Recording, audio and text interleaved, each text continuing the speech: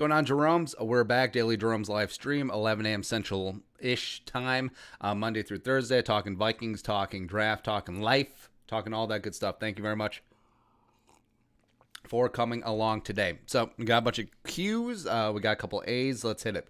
Gavin O. Andrew Luck is thinking about coming out of retirement. How would he improve the Vikings? Well, he's going to be 31, and I don't know, if he came out of retirement, Colts still have his rights. Would it be insane for the Vikings to trade a 7th round pick for Andrew Luck's rights just in case? Just in case the Stanford nerd is looking around, maybe I do miss football, even though I think that he is super retired. I think he is an engineering guy, loves construction, loves concrete. Like, he's an absolute nerd about concrete. So I don't think that he's coming back, but he might. Hunter Williams. Sup, Skull from Savage. Thanks for everything. Thank you. I was wondering, are you from Minnesota originally, or are you from out of the country? That's racist. P.S. Your channel is great. Hey, thank you. I was not born here. Brady Miller. People need to stop sleeping on Wanham. He's only going to improve. I don't think people are sleeping on him. I think that he was a solid 4th round edge rusher who, besides Chase Young, probably had the second best, or besides Chase Young, had the best rookie season for an edge rusher. And I would understand if the Vikings went edge first round. I don't think you necessarily would have to. I think there are much more pressing needs. But if the right guy falls at 14, or if you do trade back and you still get Kwity Paye or Aziz is there, I get it. But no, DJ Waddam's going to be a really good player here coming up. Brett G. Said on yesterday's show that we can find interior offensive line guys in mid-rounds this year, but that was also said in 2019. We ended up with Samia. That was 2018. Was that 2019? Yeah, I'm stupid. It was 2019. My bad. How confident are you that actually would identify the right guy this time around and make sure that we can develop him? Well, we can cherry pick examples like Drew Samia, or you can look last year when Damian Lewis was a 3rd round pick out of LSU, did great things for the Seahawks, as well as, of course, Michael Onwenu, the world famous example. Well, even though he played a lot of tackle last year for the Patriots, he's a 5th round pick. But just given the composition of this draft, I think that, in the late day 2, early day 3 area, you are going to find guys like Trey Smith and David Moore and Ben Cleveland. There's going to be a lot of really intriguing interior offensive line guys. They'd be like, oh yeah, that guy. Hell, maybe even Wyatt Davis falls. You never really know, depending on how teams see that injury. And I think that since medical rechecks aren't going to be the same as in a normal season, you potentially could see that falling. But, Samia, I like the pick. But I did have my reservations about it, where he did bring that meanness, that nastiness. But, he's surrounded by great talent. That Oklahoma offensive line might have been one of the best offensive lines in college football history. And I don't know, there's just too much issue the way that Samia leaned. And it really struck me like TJ Clemmings adjacent. And we tried to put on a brave face and talked about, hey, maybe he can get it done. But 2019 week 17, his tape against the Bears in the exhibition game, essentially, it wasn't good. It wasn't good, and we had we expressed those views last offseason, and then it came home to roost this year. Tom Wynn, but don't let the failure of Samia dissuade you from taking another offensive line in the mid-rounds. Tom Wynn, big fan of your great work. Hey, thank you. It's compliment day today. Why is it guys like Dantzler seem to have a brighter outlook than a guy like Gladney? Well, is Dantzler 3 full years younger than Gladney? Because I know that Gladney's 24. Dantzler was a 3-year guy. I don't know. He's at least 2 years younger than Gladney, plus the size and the length. I mean, if you have 2 cornerbacks that are both the same level of talent, but one guy is 4 inches taller and his arms are significantly longer, you're always going to go with the guy with length. So that's why Dantzler, his ceiling is still higher than Gladney's, even though they both have a pretty high floor. Logan Lamont. Let's say somehow the Vikings manage to get Watson. Do you still go after a guy like Joe Thuney, or sign a lesser-known guy and improve out of their team? Well, the fact that the bulk of Watson's bill doesn't come due until next year, when the extension base salaries really kick in and moves up to 35 million. Hopefully the cap will rebound for 2022. But yeah, I would still throw everything at Joe Thuney. Cut Reef, cut Rudolph, cut Steffen, cut Bailey. Just you can do lots of things. Wrigley Elston. Skull from Fargo was wondering what first round lock, highly mocked guys you could see falling the farthest. And do you have a dark horse candidate for a first round pick? That's a good question. See, dark horse guys that could fall. I think Rousseau could fall. I really think so. Mainly because of the 1 year production, and he doesn't really have a specific position. And I think teams may just go with other options. Like if teams do see Rousseau as a defensive tackle, teams could go Barmore. They could go Davion Nixon as opposed to him. If teams see him as a full-time edge, they could easily go Kwity Paye or Aziz or even Basham. So I think that even though every single mock draft has Gregory Rousseau, Vikings 14, click, he could easily fall into the 20s. Yeah, he'll probably stop in the 20s. Yeah, but dark horse candidate go first round. Just saw Lance Zierlein had landed Dickerson in the first round of his mock draft. Now, I don't necessarily see that. I think Dickerson is going to be a high-end day 2 pick, but guy that could sneak in. All right, so the secret's out on Tony. I guess Dwayne Eskridge might sneak in. I wouldn't be shocked if Eskridge is drafted ahead of Rondale Moore, because I think that there's just too many questions about Rondale Moore's health and the fact that he hasn't had like really, really good tape since 2018. But yeah, could you see Eskridge sneak into the back end of the first round, like say the Packers, or hell, maybe even the Chiefs, who are going to lose Sammy Watkins and Robinson in free agency in all likelihood? Wow. Can you imagine Eskridge with Mecole with Tyreek Hill? Because there was a mock that had Kadarius Toney, I believe. Was that it? Going to the Chiefs? It was gross. But yeah, that's my dark horse. Let's throw some others out there. Other dark horse. Aleem McNeil? Maybe. I do like McNeil. He was kind of low on our defensive tackle rankings, except I am warming up to him quite a bit. Even though I still would take Onwuzurike. I guess Onwuzurike could be a dark horse too. Let's see. Oh, Greg Newsome. Yeah, Zerline had Greg Newsome in the first round, where I do see Newsome as, like a pretty solid day 2 selection. But so Newsome, cornerback out of Northwestern, when he went out of the Big Ten title game against Ohio State, that was when the levee broke. Like that was when it's open season. Yeah, but I mean, Greg Newsome's a really, really good player. Sure. The Kentucky cornerback that Daniel Jeremiah was going on about yesterday, I forget his name, but yeah, Jack Buttram. Was the only reason teams weren't taking Jefferson early in the draft only because of the fact that he's not really an outside receiver. He clearly had so much talent still. We got lucky for sure. So, yeah, and if you remember, that was one of our knocks against him in the draft process, where specifically for the Vikings, we thought, okay, well, if Thielen is kicking in more to the slot, what are we going to do with Jefferson? And even though Jefferson did play outside a bit in 2018, had sort of mixed results, was okay. But 2019, his bread was really buttered on the inside, where he had the 111 catches, 9 billion yards, and do you have 17 touchdowns? Somewhere in there, as LSU went on to win the national title. But gosh, we were wrong.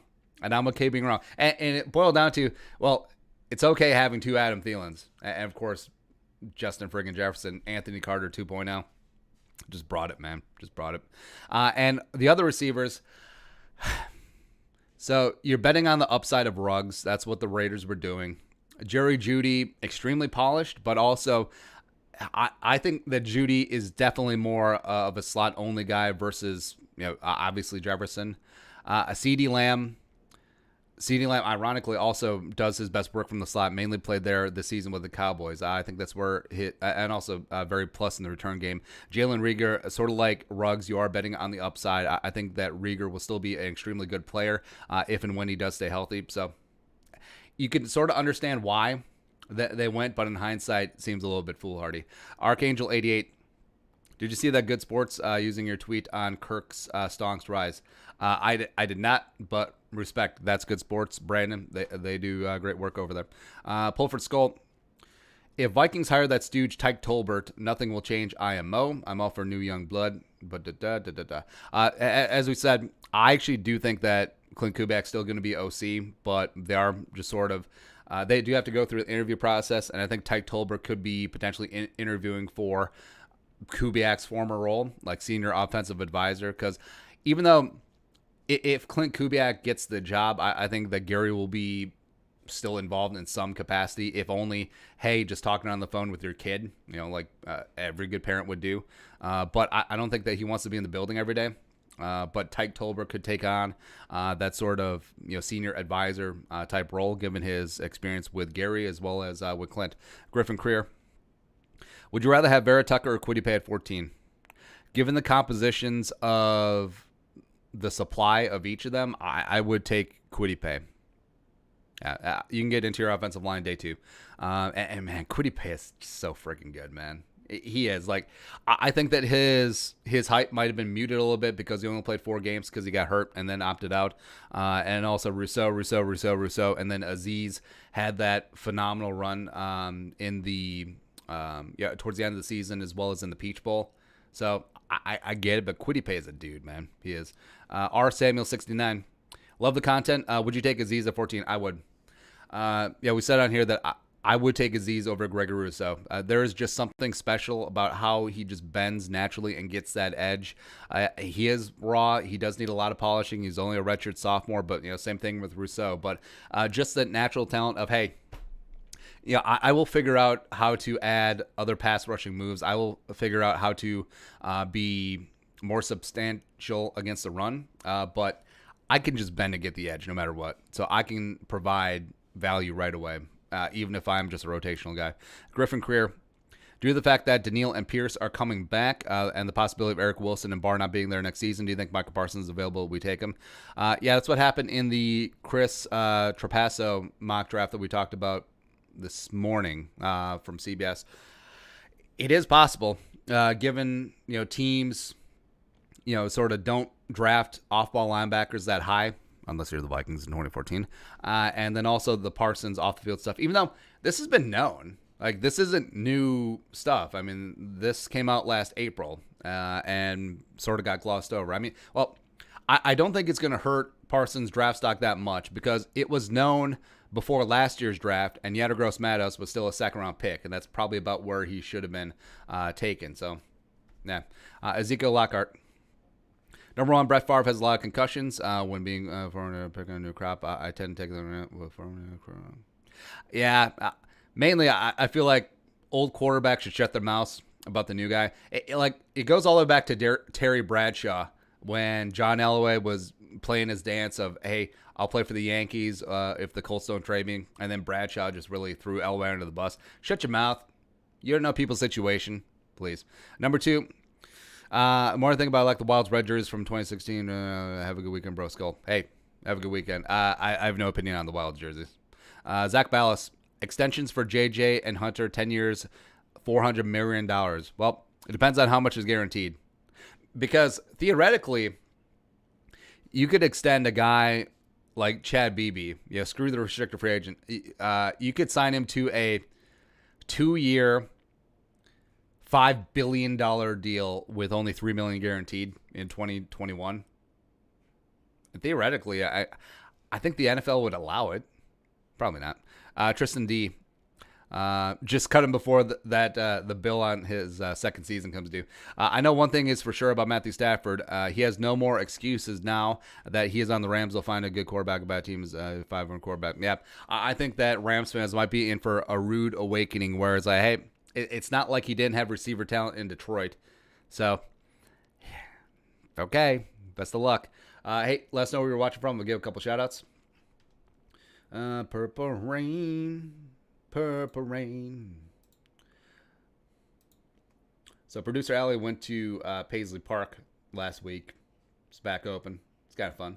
It's good times. Next up is Max Kallenberg. Assuming no big moves happen, what do you think our offseason looks like? Draft, signings, hirings? I think they cut Rudy. I think they cut Reef and bring him back on a cheap deal. I think they cut Shamar Steffen. I think they cut Dan Bailey eventually. I think that they do sign on a mid-tier offensive lineman. Maybe a guy like Austin Blythe come from the Rams. Maybe they dabble in like Dalvin Tomlinson or something on the defensive line. Yeah, they do something. And then draft, I think that they do trade down. I think a quarterback falls. I think a team leapfrogs the Patriots, or the Patriots come up from 15 to 14 to stop a team from frogging them. I think the Vikings do trade down. And I think that they just hammer in the trenches, get a couple guards, get a couple defensive tackles, edge is fine, double down on safety, and then move on with life. Tonka fishing. Will Vikings take Mac Jones if they trade down and get him? That would be an interesting spot. So say the Vikings do trade down, Mac Jones still available, like in the 20s. They would have recouped some draft capital. So the sting of taking a guy who's not going to play for 2 years is lessened, especially if they do get back in the second round. It would be kind of tempting. It would be. Marcus Mariota Rebels. Jay Spielman returned to TCU, so he won't have draft. That's what sort of bugs me, is that the NCAA is just like, yeah, eligibility rules don't matter. And plus, guys kept changing their mind after the deadline. But no. Andrew Hansen. I'll go give a couple shout-outs. Purple Rain Skull from Wausau, Wisconsin. What's going on? Go for Audio Greatness, South St. Paul. What up? Daniel Tuma, Maryland. Pulford Skull, Nashville, Tennessee. Hot chicken. Nick Kuzis, Skull from Fargo. Alan Brumlev, Skull from Southern Illinois. Saluki. Justin Jones, Skull from New Bern, North Carolina. What's going on? Carolina represent. Thanks for coming along. I had to decide if I had to sneeze or burp. Ended up being neither. Next up, Andrew Hansen. Best way to cook wings if you don't have a smoker. Also wing sauce. I've heard that air fryers are good, but I don't know. Everyone and their mom has an air fryer and they rave about it. I don't know. I'm not buying into the hype. Like, I am very much an old school cook person. Like, I never really got into sous vide. I never really got into air fryers. Now, just like, if you don't have like a fryer, which, you know, we bought an old commercial fryer. It's pretty awesome. We fry everything in beef tallow as opposed to like corn oil or soybean oil or peanut oil. Best way. You know, you only live once. YOLO. Just get a Dutch oven pot, or just get a big pot and just fry some wings. Why not? You can eyeball the oil. You don't need exact temperatures. Just like thaw the wings, by the way, and then pad them dry. Have as little moisture as possible in the oil, so that way you don't have fire. But yeah, just fry some wings, man. Go ahead. Astro Zio Sports. Your neighbors will love you. D end or defensive tackle round 1. D end, I guess. Since the only defensive tackle really worthy of the 14 pick is Barmore. That might be a little bit of a stretch. So pay Aziz. Yeah. Max Caliber. Do you think El Jefe and Hold Me Closer, Tiny Dancer are solid enough to run with, or should we... Well, it depends. If the Vikings trade down and J.C. Horn is still available in the 20s, that would be tempting. It would be really, really tempting. Because J.C. Horn is damn good, man. He just is really good. And you would have Horn and Dancer on the outside, just absolute length and press man monsters. And then you have El Jefe working in the slot. And then you have Harrison Hand as a backup. It's not bad. Westworld, why does the media ignore the shortcomings of Seattle? That is the privilege of having a franchise-level quarterback, is that he covers up a lot of things. The Seahawks drafts recently have not been great. The Texas Tech linebacker last year, L.J. Collier, Rashad Penny. Ugh. The offensive line is a mess. The defense is sort of helter-skelter. You traded 2 1s for Jamal Adams. No. Nah. Jason Gelke. Does anyone remember the Brock Lesnar stint with the Vikings? Yeah, he got in a fight with the Chiefs at River Falls. It was hilarious. Tristan D. I'm really hoping the Vikings trade Kirk so we can trade up and get Justin Fields. Justin thrown it to Justin. It would be so much fun to see. There's too many Justins in this league, by the way. So, like, doing that video, whereas Herbert and Jefferson for Offensive Rookie of the Year, there's too many Justins. Get out of here. Ben Kornick. If you had to get into a fight with any NFL player, who would it be? Kenny Moore, the slot cornerback of the Colts, because he's like 5'8". Or no, Deontay Harris. Yeah, the Saints kick returner, punt returner. Because he is not big. Oh, he's 5'6", $170. Shoot. Bring it. Let's go. Next up is Oakview. Why is it important to extend? Yeah, so I took kickers out because I mean that's a given. Some punters are actually pretty jacked, by the way. Like Steve Weatherford, Pat McAfee. Long snappers are pretty big too. Anyway, Oakview. Why is it important to extend Hunter when we have him under contract for 3 years? Because he's woefully underpaid. He absolutely is. And if the Vikings want a fight, they can find themselves a fight. Because I think that Danielle Hunter coming back from surgery, as well as the way that the Vikings pass rush looked in 2020, frankly, Danielle should have been defensive MVP. LOL. But the fact that he is still averaging 14.4 a season, insane. Plus, we did the math on this. If the Vikings extend his contract 2 years, $70 million, tack that onto the 3 years remaining, he would still only be at 22 and change million per year, which would be fourth highest paid in the league, which is no. So yeah, the Vikings, I get it. They massively took advantage of a kid who was making third round pick money, decided to take the bird in the hand a year early. It got that big signing bonus, which was big to him at the time, but then gave him an extra long contract. No. It's time to rectify that marketing efficiency. Pulford Skull, if primetime stays, which I'm fine with. I'm not a member of the, well, he signed his contract and he has to abide by it. Now, please, no. How many times have, and also stop comparing NFL players' jobs to your own job. Well, at my job, if I sign it, shut up. They are not the same. These players have a very finite window to make lifetime and generational changing money. And, a guy like Danielle, who, saw a year of his prime taken away from him, I mean, that factors in. It does. And bottom line, he is the best or one of the best edge rushers in the NFL, depending on how you see him. And he is certainly deserving of that money. He is. If he's going to be back 100%, the Vikings can certainly structure the contract where they protect themselves if he's not the old school Danielle. Well, he's come back from a neck surgery and he should... No, shut up.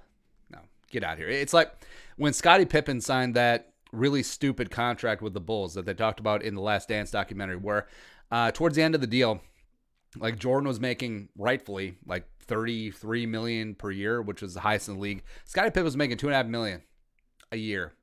No, because he was offered a contract by Reinsdorf, which took advantage of him needing money to support his family at that time. He was very underpaid, and then they just gave him an extra long deal. So, frankly, I think the Vikings, to a degree, were in the wrong when they gave Danielle that contract, even though, yes, he hadn't blown up and become Danielle yet. I get it, but they took advantage of the situation. Now they need to rectify that because, yeah, the equilibrium of this, no. Pulford. Other than that, I have no thoughts. Pulford Skull. If primetime Kirk stays, I'm fine. Vikings should cut Reef, move Ezra to the left tackle. Yes. Sign Thuney. Yes. Kubiak running his offense his way. Yes. Chris Danny Hansen. Worst to first NFC. I know Vikings. Even though third in the division, is that worse? Worst to first in the AFC. I'm intrigued by the Jaguars, man. Not so much because of Urban Meyer, because he's whatever. He's going to be a manager. But, I mean, the talent that they will be able to bring in with the buku draft picks, phenomenal. Also, which playoff teams will miss the playoffs next season? I think the Colts and the Bears. And the Titans miss.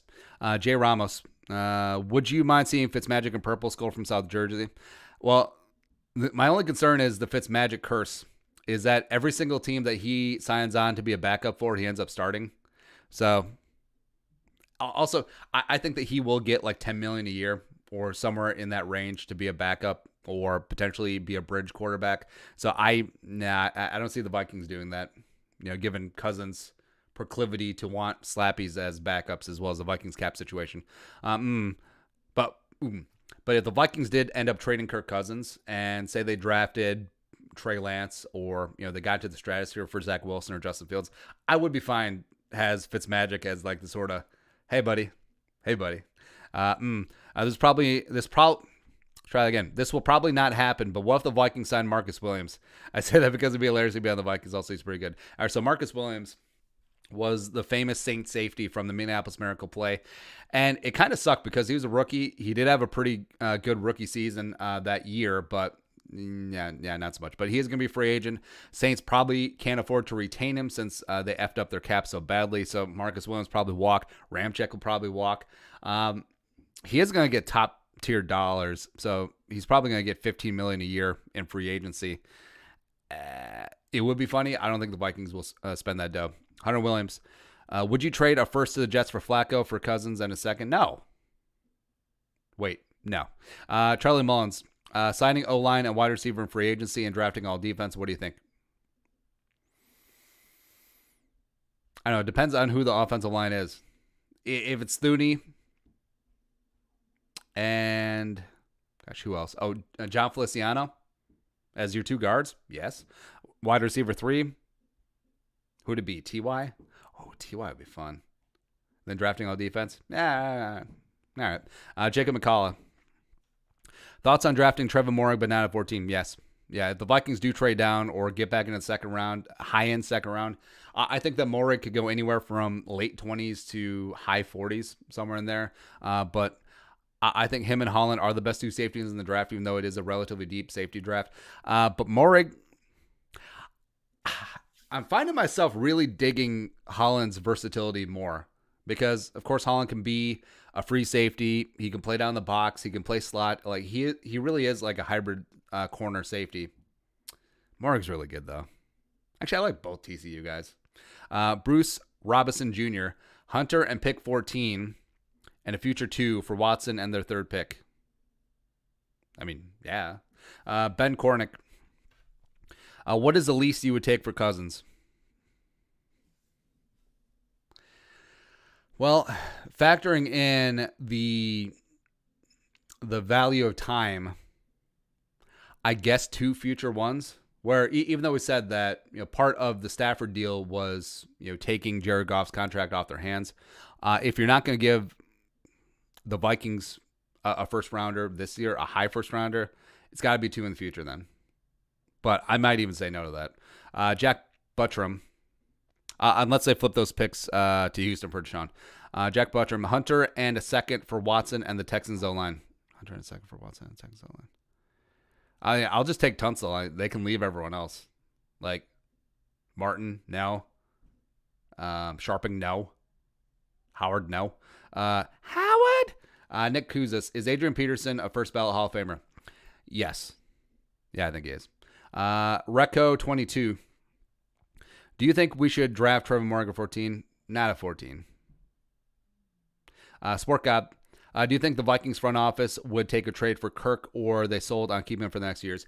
Well, we've used this analogy before. It's like Rick on Pawn Stars, where he has a Patriots Super Bowl ring, I believe from 2001, or it might have been 03. It's one of the 2 years, but it is huge. It is gaudy. It's awesome, right? But the street value of the materials is probably like 20 grand, right? But he lists it at 100 grand because he doesn't want to sell it.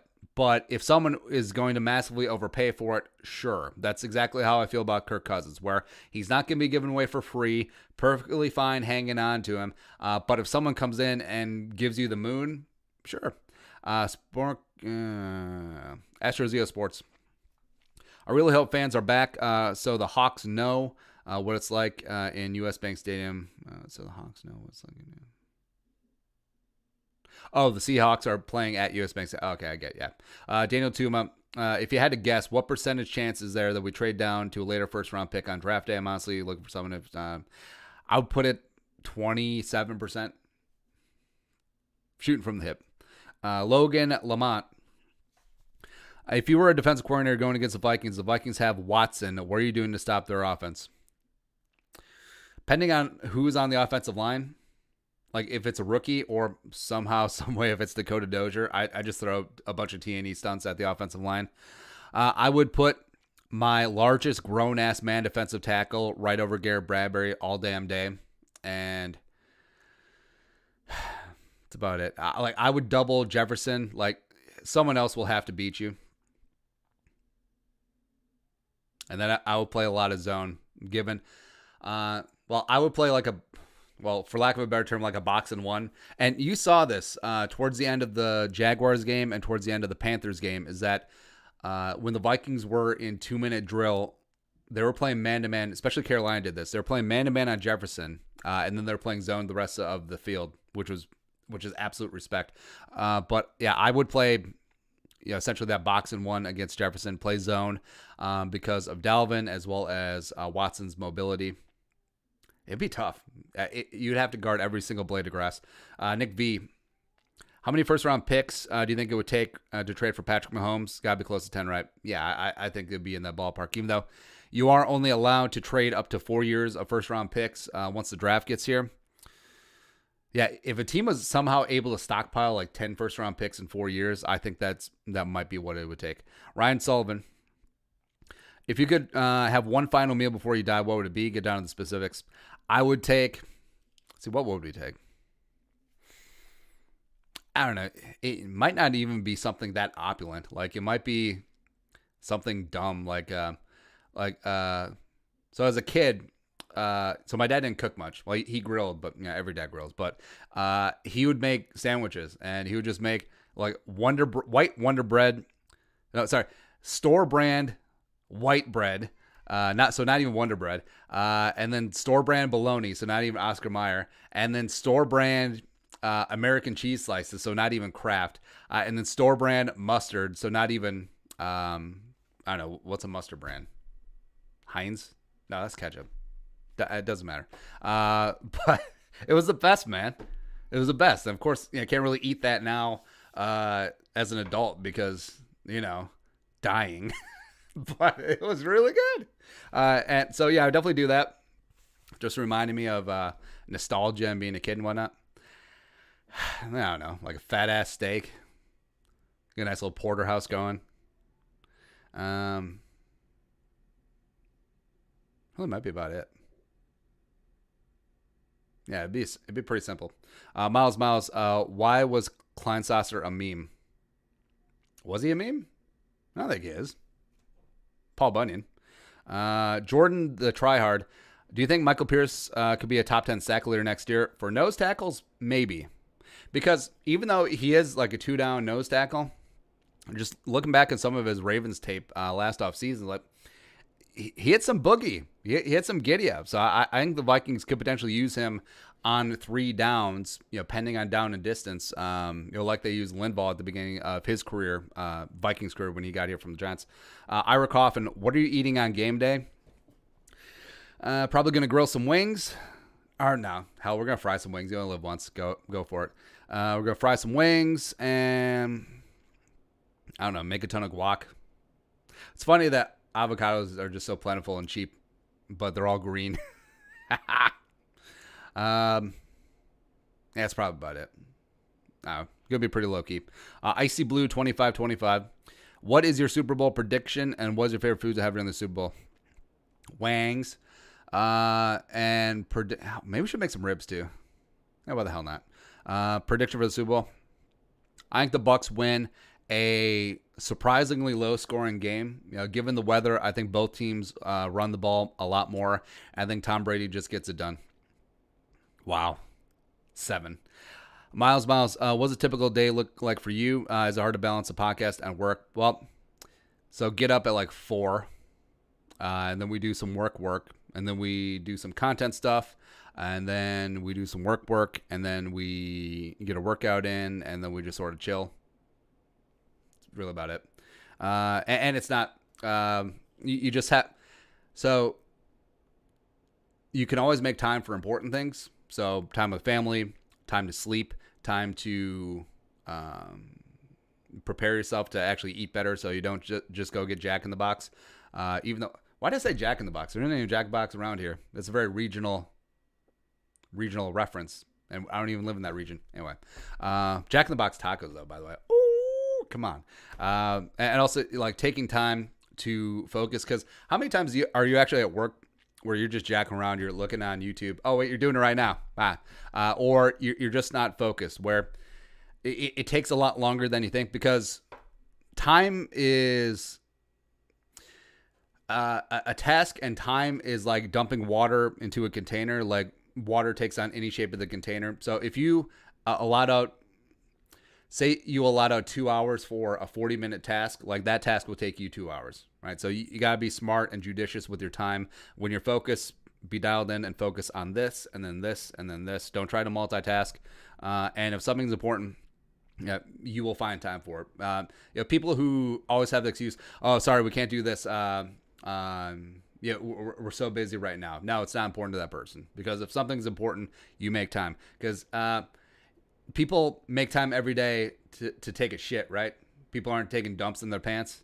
Yeah, so that's kind of important. So you make time for it, right? That's it. We'll go on to that analogy. Let's hear. Miles. How far do you think the Vikings will get next year's Super Bowl, homeboy? Ben Cornick. JJ for punt returner. Watch Destroying Video. No. Like, you generally don't put your starters back there because you don't want to expose them to additional injury. But, I mean, the Vikings could do like they did with Randy Moss, where they had him return kicks in like high leverage spots. The Eagles did this with Deshaun Jackson when he was, considered a wide receiver 1-2. Whereas like late in the game, a return that you got to have, I mean, put your guy back there and then go for it. Yeah. Chris Danny Hansen, best NFL commentators, worst NFL commentators. Let's see your best. I like Al Michaels. I like Romo. Jim Nance is a goat too. Kurt Warner's phenomenal, but we've already talked about that. Worst. I never saw the appeal of Greg Olsen. Like when Fox was bending over backwards and making sure it's like, hey, Greg Olsen is going to call a Vikings game, even though the Panthers play the Vikings in 2 weeks. They still made that happen. Like, he's fine, but I don't think that he's a special like Romo level talent where it's like, hey, you have to make all these concessions for third leg Greg. You don't have to do that. Also, Greg Jennings. I don't like Greg Jennings needs a little bit of polish. He does. Like, you can tell like he's got all the knowledge, but sometimes he can't really express it. See who else? Oh, Jonathan Vilma's not good. Actually, I don't know what it is with Fox, man. Maybe it's just because we're so exposed to Fox because the Vikings are an NFC team and Fox obviously has the NFC contract. But I mean, there's a lot of analysts on Fox that are just not great. I think Daryl Johnson is really good, and of course he's had a decade plus of practice at this point. I think Mike Mayock was really, really good back in the day when he would do like the one-off NFL game, or like he would do a couple preseason games, or he would do Notre Dame games. Like, he was really, really good. So after the Raiders fire his ass after this year, he'll be back. Maybe he'll do Monday night. I don't know. What's the deal? Who will win Rookie of the Year? Chase Young and Justin friggin' Jefferson. Actually, if and when Jefferson does not win, I'm actually okay, because then he can be our martyr. He can be like, use that as motivation. Oh, so I put in either the best or second best rookie receiving year in NFL history, and this other guy threw for a lot of yards, did not have a high yards per attempt, so his passing efficiency was not great. He was 17th graded in the NFL for quarterbacks. He was 17th in the NFL in quarterback rating. And all of a sudden, he just gets a trophy because he's a quarterback in a big market. Chip, shoulder, let's go. All right, but that is it. That is the last live stream for the week. Thank you very much, Jeromes, for coming along. Subscribe for daily Vikings takes, and enjoy the Super Bowl. I don't know, maybe we'll do something for the Super Bowl. I guess we'll find out. If not, we'll talk to you Monday. Skull, production value.